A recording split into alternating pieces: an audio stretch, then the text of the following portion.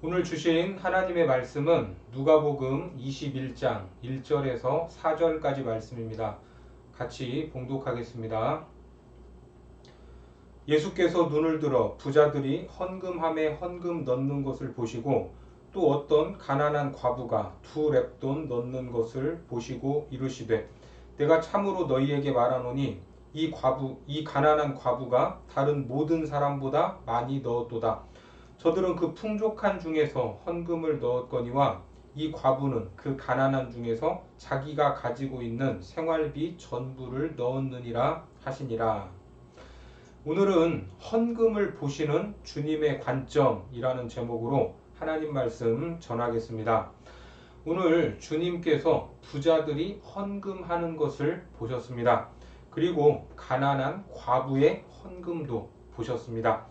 간혹 교회에서 누가 헌금을 했다고 광고를 할 때가 있는데 그때 그 액수가 크겠습니까? 적겠습니까? 굉장히 큰 액수를 헌금했을 때 광고를 하는 경우가 대부분일 겁니다. 그래서 사람들은 적은 액수의 헌금도 귀중히 여기지만 광고를 할 만큼이다 라고 생각하지는 않습니다. 그런데 오늘 본문에 보면 예수님도 헌금을 많이 냈다 하는 이런 광고를 하십니다. 뭐라고 하시죠? 3절 말씀에 보니까 이르시되 내가 참으로 너희에게 말하노니 이 가난한 과부가 다른 모든 사람보다 많이 넣었도다. 가난한 과부가 드린 2렙돈이 다른 모든 사람들보다 많다, 많이 넣었다라고 말씀하신 겁니다. 아니 누가 봐도 부자가 많이 넣었다는 것이 상식입니다. 헌금통 근처에서 돈 떨어지는 소리만 들어도 알 수 있는데 주님은 가장 적은 돈을 낸 과부가 가장 많이 넣었다라고 말씀하는 겁니다. 왜 이렇게 말씀을 하셨을까? 그 이유를 보니까 4절입니다. 저들은 그 풍족한 중에서 헌금을 넣었거니와 이 과부는 그 가난한 중에서 자기가 가지고 있는 생활비 전부를 넣었느니라 하시니라. 그렇습니다. 저들은 풍족한 중에서 헌금을 넣었지만 과부는 비록 2렙돈의 작은 돈이었지만 그것이 생활비 전부였다는 것입니다. 여러분, 생활비 전부를 드렸다는 것이 그냥 있는 걸 다 드렸구나 라고 단순히 생각할 수도 있지만 좀 더 이 말씀을 묵상해 보면 그것을 드릴 때 자기가 가진 모든 생활비를 드릴 때 어떤 마음이었을까 하는 걸 엿볼 수 있습니다. 여러분들이 가진 모든 것을 헌금으로 드린다고 할 때 여러분들은 어떤 마음이겠습니까? 복음서에 보면 물질에 대한 주님의 말씀이 많이 있는데 그 중에 물질이 있는 곳에 마음이 있다라고 말씀하셨습니다. 누가복음 12장 33절과 34절 말씀에 보면 너희 소유를 팔아 구제하여 낡아지지 아니하는 배낭을 만들라. 곧 하늘에 둔 바 다함이 없는 보물이니 거기는 도둑도 가까이 하는 일이 없고 좀도 먹는 일이 없느니라. 너희 보물 있는 곳에는 너희 마음도 있으리라. 그러니까 과부가 드린 이 2렙돈은 그냥 2렙돈이 아니라 그 안에 담겨진 것이 엄청난 것이다 라는 것을 알 수 있는 겁니다. 일단 생활비 전부를 넣었다는 것은 하나님을 존중히 여기는 마음이 있었다라고 볼 수 있습니다. 그리고 내가 가진 모든 물질을 드렸다는 것은 다른 어떤 것보다 주님을 제일 우선적으로 사랑한다는 고백일 것입니다. 그래서 저는 아까울 것이 아무것도 없습니다. 이러한 고백 아니겠습니까? 그러니까 2렙돈 속에 담긴 사랑하는 그 마음을 주님께서 보신 겁니다. 또 생활비 전부를 넣었다는 것은 하나님에 대한 신뢰이기도 합니다. 당장 수중에 돈이 없으면 불안해지는 것이 인생인데 그것을 다 내놓았다는 것은 하나님, 물질이 내 인생을 먹이고 입히는 것이 아니라 하나님이 나를 책임지시는 줄 믿습니다. 이러한 믿음이 있어야 가능하기 때문입니다. 이처럼 하나님을 존중하고 사랑하고 철저히 신뢰하는 마음을 주님께서는 귀하게 보셨던 겁니다. 특히 두 렙돈의 이야기는 누가복음에서 주님이 종말에 대한 말씀을 하시는 도중에 삽입되어 있는 말씀입니다. 그러니까 마지막 때에 물질에 대한 우리의 마음이 얼마나 중요한가 하는 것을 깨달을 수 있어야 합니다. 그리고 앞서 읽었던 내 보물이 있는 곳에 마음이 있다라는 이 말씀의 병행 구절이 마태복음에도 기록되어 있습니다. 마태복음 6장 19절에서 21절까지 말씀을 보겠습니다.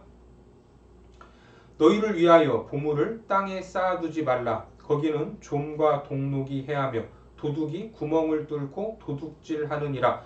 오직 너희를 위하여 보물을 하늘에 쌓아두라. 거기는 좀이나 동록이 해하지 못하며 도둑이 구멍을 뚫지도 못하고 도둑질도 못하느니라. 내 보물이 있는 그곳에는 내 마음도 있느니라. 여러분, 마태복음의 이 말씀은 그 유명한 산상수훈에 포함이 되어 있습니다.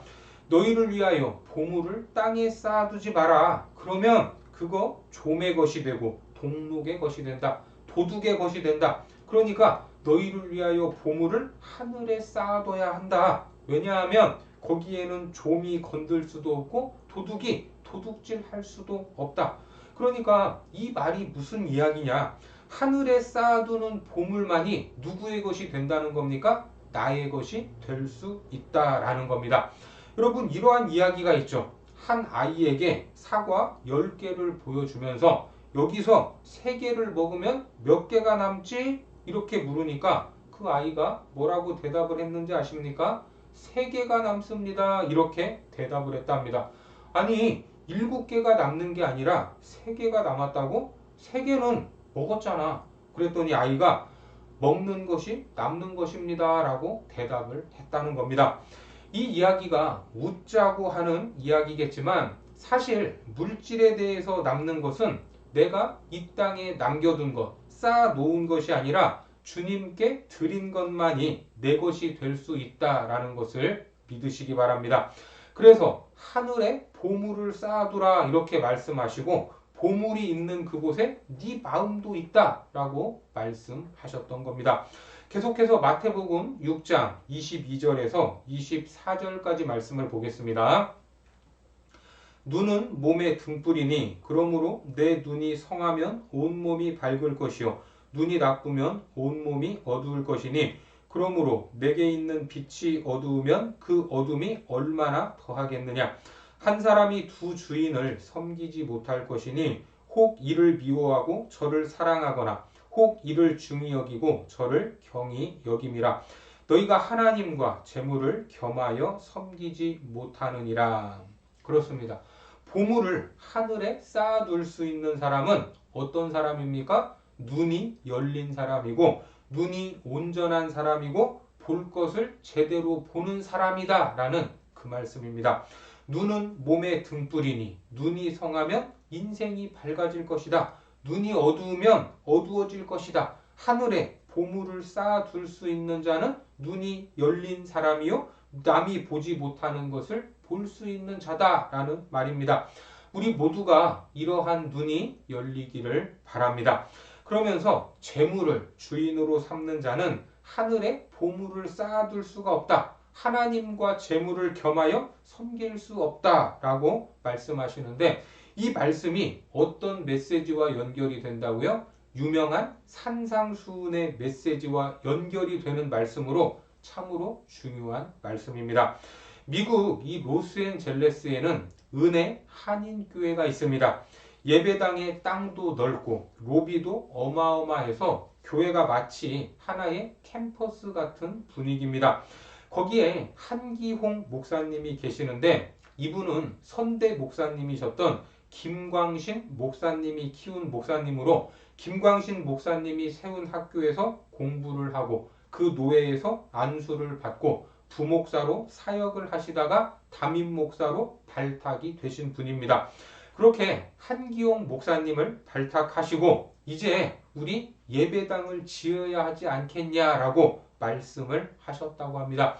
사실 그때까지 선대 목사님이셨던 이 김광신 목사님은 자기 목회는 보따리 장사였다라고 말씀을 하셨습니다. 그러니까 건물도 없이 임대해서 예배를 드리고 여기저기 뛰어다니면서 목회를 하셨다라는 것을 보따리 장사로 표현하신 겁니다.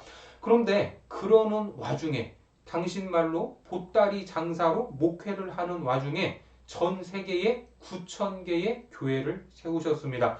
단일 교회로 어마어마한 선교 사역을 감당하셨던 겁니다.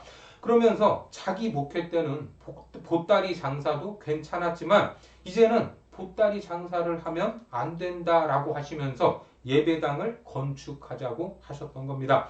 그렇게 두 분이 땅을 보러 다니는데 사실 땅이야 어디가 좋고 어디가 안 좋은지 모릅니까? 다 알 수 있습니다.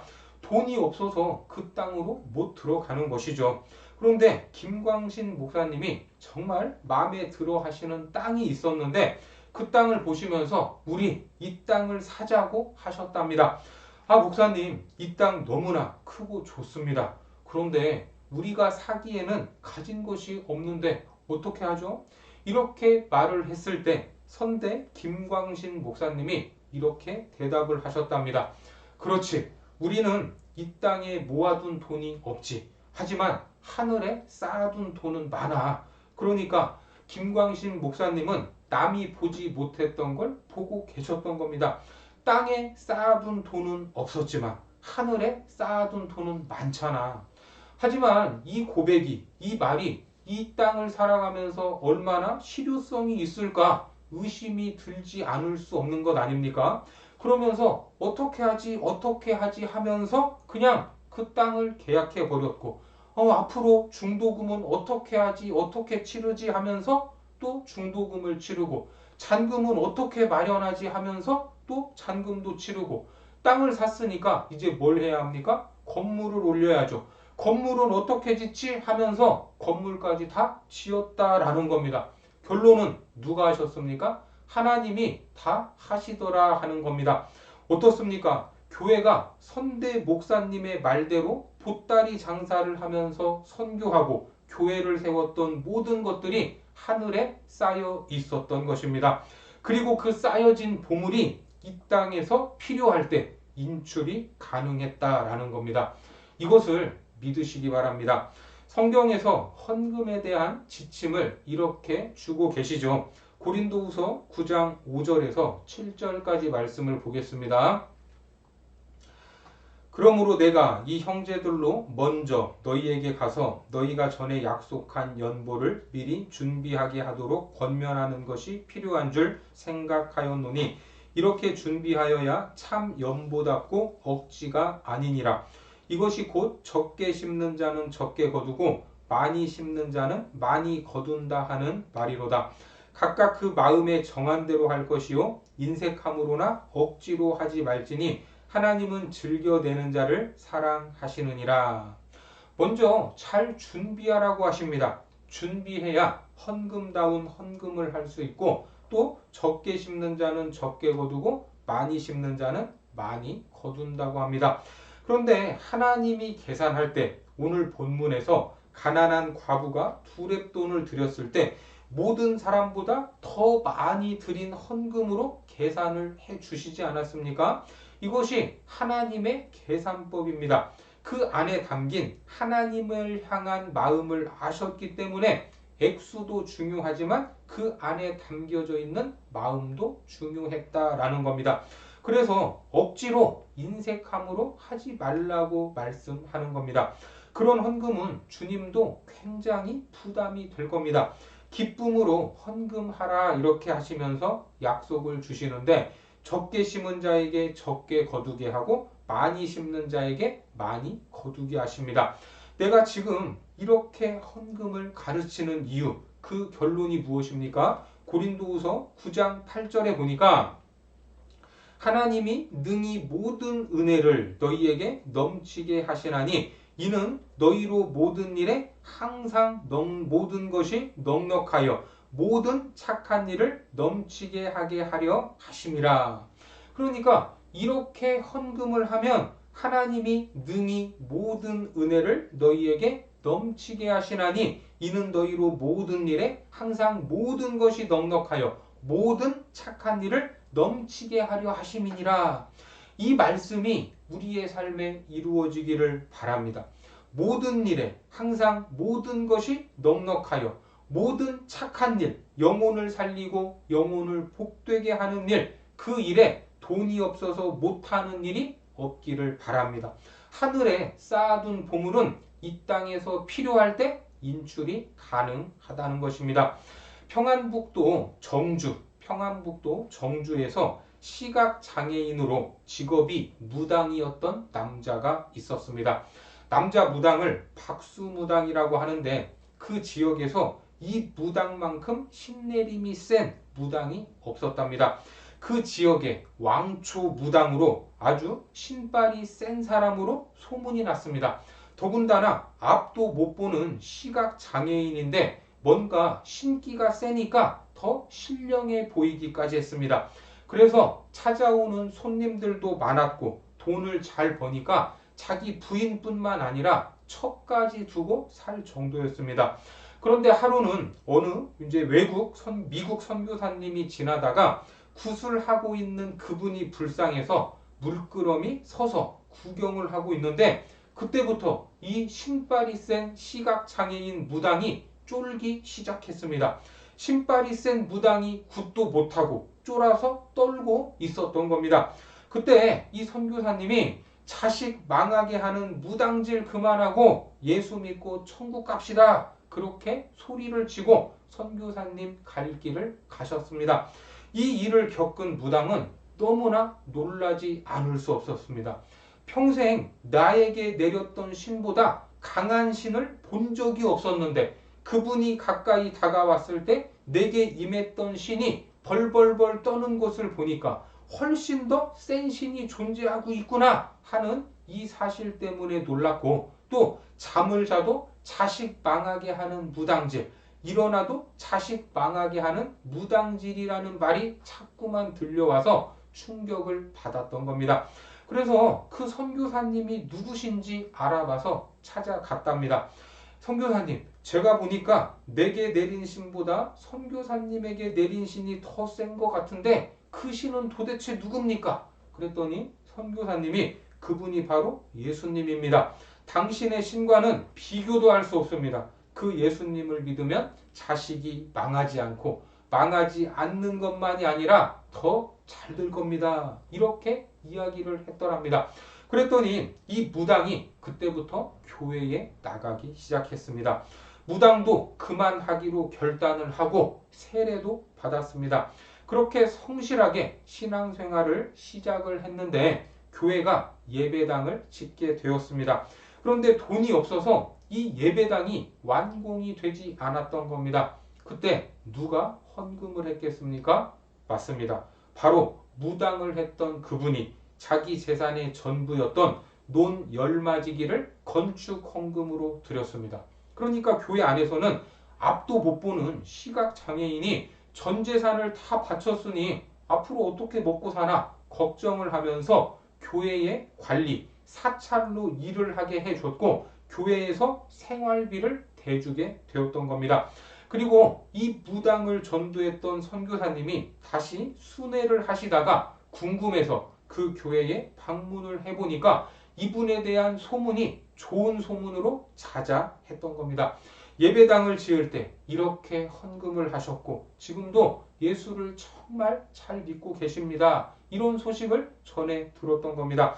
그래서 선교사님이 그 집에 신방을 가셔서 한 가지 제안을 하시는데 내가 이제 곧 본국으로 들어가는데 당신 아들을 데리고 가서 가르쳐주면 어떻겠냐라고 제안을 했더니 아들도 너무너무 좋다고 하더라는 겁니다. 그렇게 아들을 데리고 그 무당의 아들을 데리고 미국으로 가서 박사학위를 마칠 때까지 뒷바라지를 해주고 그 아들이 박사학위를 받고 국내에 들어와서 어느 대학에 연세대학교의 초대 총장이 되셨습니다. 이 벌기는 무당을 해서 벌었던 돈이었죠. 신명기 23장 18절 말씀에 보면 창기가 번 돈과 개 같은 자의 소득은 어떤 서원하는 일로든지 내 하나님 여호와의 전에 가져오지 말라.